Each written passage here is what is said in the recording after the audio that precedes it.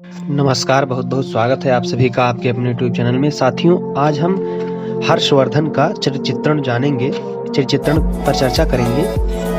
त्यागपथी खंड काव्य प्रसिद्ध साहित्यकार रमेश्वर शुक्ल अंचल द्वारा रचित एक ऐतिहासिक काव्य है, जिसमें 6वीं शताब्दी के प्रसिद्ध सम्राट हर्षवर्धन के त्याग तपस्या का वर्णन किया गया है। इस खंड काव्य में उनकी वीरता उल्लेखित की गई है। महाराजा हर्षवर्धन थानेश्वर के महाराज प्रभाकर वर्धन के छोटे पुत्र हैं और यही त्यागपथी खंड काव्य के नायक हैं। संपूर्ण कथा का केंद्र भी हर्षवर्धन ही हैं। उनकी चारित्रिक विशेषताएं निम्नलिखित हैं। उसमें पहला है आदर्श पुत्र एवं भाई। त्यागपथी खंड काव्य में हर्षवर्धन एक आदर्श पुत्र एवं आदर्श भाई के रूप में पाठकों के सामने प्रस्तुत होते हैं। जैसे ही वो अपने पिता के अस्वस्थ होने का समाचार पाते हैं, वह शीघ्र ही वन से लौट आते हैं और उनका यथासंभव उपचार करवाते हैं। पिता के स्वस्थ न होने पर अपनी माता को आत्मदाह करने से रोकते हैं और व्याकुल होते हैं। इस प्रकार वो अपनी बहन राजश्री को भी अग्निदाह से बचाते हैं।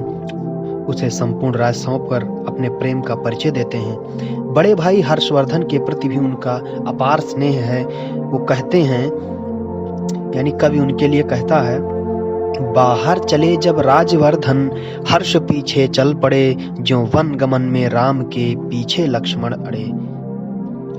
अगला है दानी एवं दृढ़ निश्चयी। हर्षवर्धन दानी एवं दृढ़ निश्चयी व्यक्ति हैं।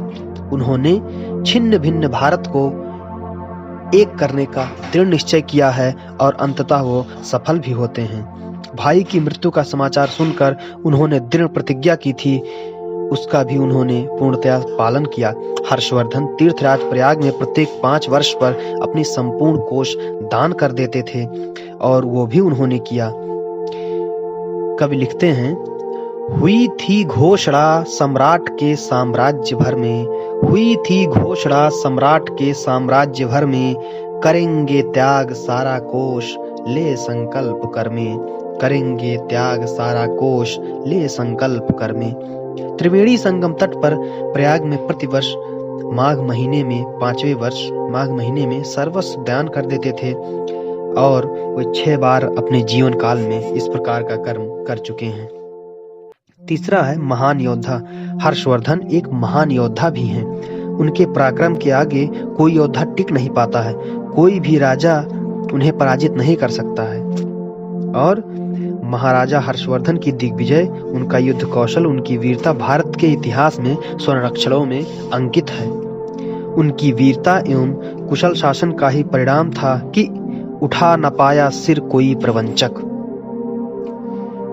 अगला है पराक्रमी और धैर्यशाली। हर्षवर्धन अत्यंत पराक्रमी एवं धैर्यवान भी हैं। पिता की मृत्यु, माता का आत्मदाह, बहनोई की मृत्यु और अपने बड़े भाई की मृत्यु जैसे महान संकटों का उन्होंने अकेले सामना किया और इसके ये सब होने के बाद भी वो दृढ़ निश्चय के साथ अपने धैर्य के अपना बनाए रखते हैं।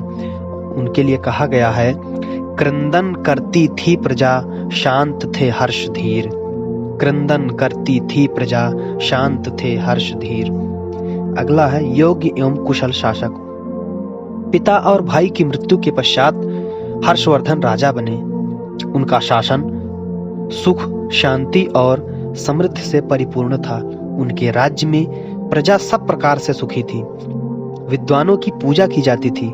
सभी प्रजाजन आचरणवान, धर्मपालक, स्वतंत्र एवं सुरुचि संपन्न थे। वह सदैव जन कल्याण एवं शास्त्र चिंतन में लगे रहते थे। वह स्वयं को प्रजा का सेवक मानते थे। जो हर्षवर्धन थे वो प्रजा का सेवक अपने आप को कहते थे।